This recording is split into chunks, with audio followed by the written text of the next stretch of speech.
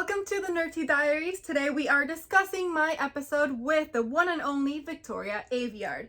If you guys don't know who Victoria is, she is an extremely popular YA fantasy author. Although right now that we are chatting, she will soon release her debut adult fantasy novel. She's best known as the author of the very popular series The Red Queen and her latest series, Realmbreaker. Getting to interview such a popular author like Victoria when I am just starting off my podcast host journey was incredible, and the way that I booked her was also crazy. But first, I want to give you a little bit more about who Victoria is and her books, if you haven't heard or read any of them yet. Her debut was Red Queen, and this series has 5.5 books in total. And this is very much like a fantasy, but also dystopian-esque type of story. And there's rebellion and love and betrayal. It's very good. Mare Barrow's world is divided by blood, those with red and those with silver. Mare and her family are lowly reds, destined to serve the silver elite whose supernatural abilities make them nearly gods. Mare steals what she can to help her family survive, but a twist of fate leads her to the royal palace itself where, in front of the king and all his nobles, she discovers an ability she didn't know she had. Except her blood is red. To hide this impossibility, the king forces her into the role of a lost silver princess and betroths her to one of his own sons. As Mare is drawn further into the silver world, her actions put into motion a deadly and violent dance, pitting prince against prince and Mare against her own heart. From debut author Victoria Aveyard comes a lush, vivid fantasy series where loyalty and desire can tear you apart, and the only certainty is betrayal. So that was Red Queen, and I remember reading this one and I was hooked right away. I mean, first of all, I was hooked with the cover because look how beautiful. I mean, it hooked me from basically the very beginning, and then it went a completely different direction that I thought the series was going to go, but in a great way. She's very vivid with her worlds, and she's definitely not afraid of heartbreak. Realmbreaker is still a YA, but it teeters between the YA-NA world, so some of the characters are younger, which is why it's YA, but some of them are older. Like, it's one of those where it can kind of go to both upper YA or very much low NA. And this one is a series of 3. They're all little hefty boys. Also, yes, she has signed all of my books. Save the world or end it.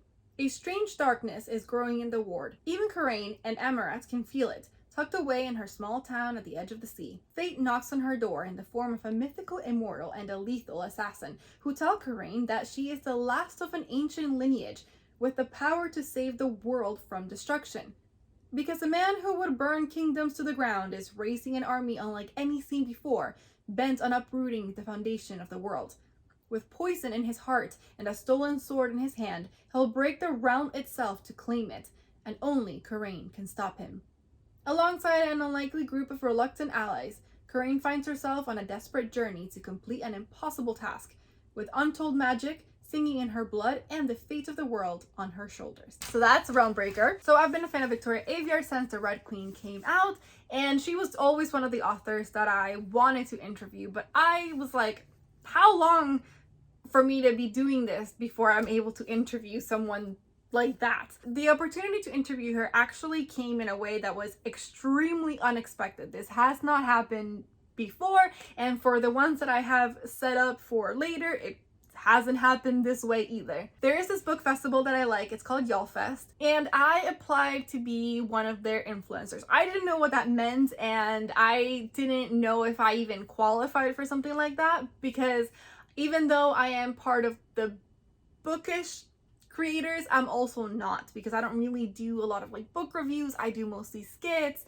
My podcast is kind of new. Like, you know what I mean? I never know if I like belong there, essentially. But I was like, F it, I'm going to apply, because how fun would it be? To my surprise, I got in. And one of the things was if I wanted to be paired up with an author or authors and be able to talk with them. They didn't guarantee that this was like a thing, but they asked, essentially. And so I made a list of all the authors that I would love to chat with. Obviously, Victoria was in that list as well, and I handed off my list. This whole thing was just like shock after shock after shock. So I got paired with an author, which again was not guaranteed, and the author that I got paired with was Victoria Aveyard. They were like, you have Victoria Aveyard. They put me in touch with her team, and they were like, how long do you think you need? And I was like, oh my God, how long do I need? How long do you have? How long can you give me? And so I was honest. I was like, hey, look, like my interviews are usually about an hour, but I understand if that's not possible. So I can make them as short as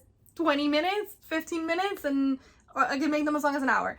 And we essentially settled with like 30 minutes. I don't actually remember the exact time that they gave me. It was like 45 minutes. So it would be like 30 minutes for my stuff and like a couple more minutes to like set up, because that whole weekend for the authors is full with book signings that last an hour or two, panels that last an hour, and just like a lot of running around. And so it's hard to schedule then to step away for a moment. So they were like, okay, we'll give you this time in the morning, but then this is a hard out because they needed to be able to walk to the other side, because it's all over downtown. You walk all over downtown. They're like, we need her to be able to walk all the way across the downtown area to get to her, I believe it was a panel that she had. And so I was like, okay, bet. So now I was gonna be able to do my very first in-person interview. I was freaking out. I felt like I had started to get a little bit the sense of how to conduct an interview digitally, and then all of a sudden it felt like, whoop, they just switched it up on me. But I was excited. I was up for the challenge. I researched a lot. I did not have time to reread, obviously, her whole books, because they told me this, and it was like, it wasn't very long before the event itself. So I didn't have a lot of time, like certainly not enough time to reread all these books, but I remembered enough, and I, looked up videos to kind of remind myself of things, and the prepping was just so much different. I had my questions, I had to shorten my questions. I had questions that I asterisked, so like if I felt like I was going long, I marked which questions I would skip and which ones I felt like I really wanted to keep. I thought, silly me, I thought that I had been very, very, very prepared. I had a whole ass wagon. I took a whole wagon. That's also because I had a lot of books that I wanted signed. But I had a whole ass wagon, 2 tall tripods, 1 small tripod. I had my phone. I had my friend's phone. I was gonna have a third phone, but for whatever reason I got locked out of the phone and I couldn't get in. I had my laptop with me, with the recording software that I use for my other interviews. I had 2 lav mics, and that was still, I don't know why I assumed that, I don't know why. I interviewed her in the library, but I didn't know that until like the day before. I don't remember when I found out the exact location, but I had packed up my lav mics. I was like, oh, we're probably gonna be standing. I don't know why I assumed this, because I have like a mic that I use for my interviews, and then it just so happened that my sister for my birthday had gifted me a second one, and I could have taken them both, and like both of us had like real mics, but I don't know why I assumed that I wouldn't be able to do that. I don't know, but I took that. I took some lights, like little portable lights, because again, I thought we would be standing up. I don't know. Unfortunately for me, I don't know what made me have the assumption that I was going to be outside standing up. Like, I don't know what this was, but I was completely wrong. It was inside. The lighting was terrible. There was nothing on the walls. Like, it was so bad. And then the second phone didn't work, and so I had to make the decision on the fly of using the computer to, like, with the webcam facing like her, and then the phone facing the 2 of us. First of all, we couldn't find parking and we got kind of lost, and she, for whatever reason, was there so early, and I was like, oh. So I got there, she was already there, and I hadn't set up, and I was like, ma'am, we still have like another 10-15 minutes. Like, what are you doing here? I didn't say this to her, obviously, but in my head I was like, what are you doing? I thought that I was gonna have time to like look at my surroundings, set up, make sure everything looks good, not in front of Victoria, and then, when she would come in, she would see me and I'd be set up and it'd be super professional. And that's obviously not what happened, because she was there along with her publicist. They were just both there waiting for me, and I was like, crap, I already look bad. Anyway, so I set up on the fly. I don't end up using all my lights for whatever odd reason. The second phone, again, does not work, so I end up using that to like read off my notes, because I don't know what happened with my cue cards. I don't know why I couldn't get my cue cards. Anyway, I don't know what happened there. I should have anticipated, and this I'll know for next time. Hopefully there's the next time that I do this in person. The third one from World Breaker just came out, and I brought it so that she could sign it for me, because that was the only one I believe that I didn't have signed. And the other ones I had signed already because I had met her before, like the year prior, before I started my podcast. And so I didn't think to bring them to the event at all, because I was bringing so many books. I was like, why would I bring books that I've already got signed? That makes no sense. Well, now I know why I would have done that, and it's because the whole room was so empty and so barren that I could have put the books in the middle as decoration. And also, even if I didn't have all the books, why the heck didn't I grab the one book that I did have with me and put that in the middle for decoration so that it would be in between us? The other thing I learned was I put us on the opposite end of the table. The table was wide as heck, and I was like, that makes sense when you're speaking in person, you're looking at the thing, but for camera, that makes no sense. It would have made sense if I had that third camera, because then I would have been able to have a 2-shot, a 1-shot, and a 1-shot, and then it didn't matter how far apart we were, but that wasn't the case. And also, it still looked a little weird. We were kind of too far apart. I did end up cutting the table and putting us closer together. A little editing magic, because the table was so wide. I wish I would have put us towards the end of the table so that we'd be a little bit closer to one another. I obviously wish a lot of things. I learned a lot of things about setup, like technical stuff that it makes sense now, and you're like, yes, of course, but I just didn't think of it back then. The other thing that I will make sure to do the next time that I have in person, even if I am told ahead of time what it is, I'm gonna be like, okay, cool, and I'm still gonna bring extra equipment. Like, I wish I would have brought the 2 extra mics with me. I wish that I would have brought these things that I own that I didn't think I would need, and then just put them away afterward, because it was fine. Like, then just go back to my car or whatever and put them away or something. I don't know. I wish I would have done that, because that would have given me more options to set up rather than like look at my space and be kind of caught off guard. That was like my mortifying thing. Also, so this thing happened. I walked in, I start setting up, and I'm setting up frantically fast, because again, she doesn't have a lot of time, and I'm not late, but I'm not as early as I wanted to be to set up. So I already feel like against the clock, and I already feel like I look unprofessional. And so I'm like trying to chat with her as I'm setting up, and at some point she's like, so what is this for? And I literally, like, I'll show the clip. So is this like a Q&A or? Yes, I'm so sorry. Okay. Did I not explain that? No. Oh my god. Like, I can't. My heart dropped in that moment, because I was like, what do you mean?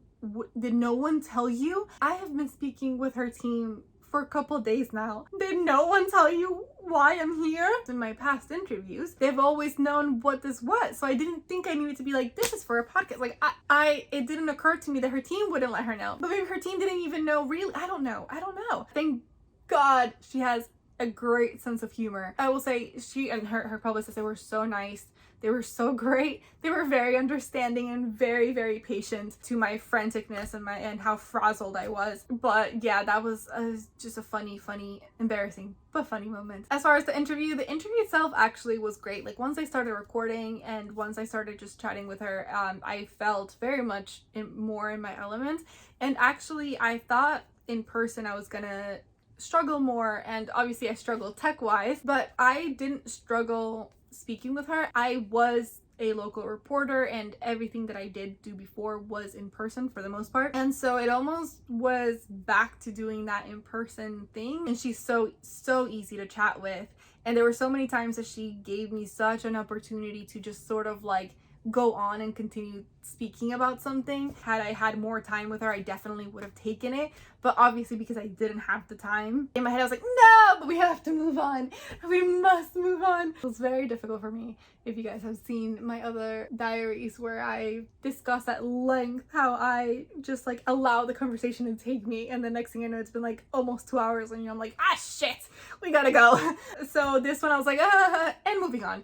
That was funny. So anyway, I still felt it went great. I literally squeezed the last possible second out of her and that I possibly could. One of the things that I loved was at the very end, when we had stopped recording, she did compliment me on my questions and how different they were, like how thoughtful they were, and she was like, if you ever want me back, I'm so happy to be back. I haven't decided if I want repeats of my guests or not. I think I would be up for repeats if I start doing more of these at once. Right now my goal is once a month, and that's because it is difficult for me to not only get guests but also be able to like read everything and prep and feel like I am prepped for them so that they all feel special, because I have a full-time job and everything. Obviously right now I can't do much. I do once a month. My goal at some point is to get to 2 guests a month. I don't know if I would ever do more, even if this is my full-time job, because I still need to read their stuff. Like, I still need to read, and I want reading to be enjoyable. I don't want it to be something that I like dread. And if that's the case, I have this thing in my head of how I would be able to have maybe more repeats, but I would also be able to have more independent authors, and then I would also be able to have author adjacent people, so people from the publishing industry or cover artists, or even if somebody has their work adapted, like actors or the screenwriters that are adapted their work, something like that. So like adjacent. Anyway, she was like, I would love to be back, and I was like, oh my god, she would be great to be back, and then I could have my whole hour with it. It made me feel so much better. It took like a week for me or more for me to stop feeling like, oh, I can't believe I did that. Oh my god, I wish I would have brought the mics, or oh, why didn't I do this? Like the entire time I was editing, I was like, oh, why? Like if I had done this and this would have looked better. I've now come to a point where I forgive myself, and I'm actually very happy with how it turned out. And her compliment to me at the end about my interview and my type of questions obviously helped that. She was fantastic, and then she took a picture with me, and then she ran away. She was like, bye! I was like, bye! Her and her publicist. It was just such a great conversation. She's definitely not shy. She's definitely been doing this for a very long time, so she was easy to just keep going the conversation, because she kind of, I felt like, has had a lot of practice, and she just has the personality that's just very like that. Like she's kind of outgoing and stuff, so that was very easy to chat with her and get that done. That was my story on how I got to interview Victoria Aveyard and how I went my very first in-person one. I can't wait to one day do them more and have a studio or whatever. I don't know. If you've never heard of Victoria Aveyard, go check out her books. And of course, if you want to hear more about her books, her writing style, or anything, then please go check out my interview, now that you know the backstory of how it all happened and how much I was freaking out the entire time that I was interviewing her. See you on the next page.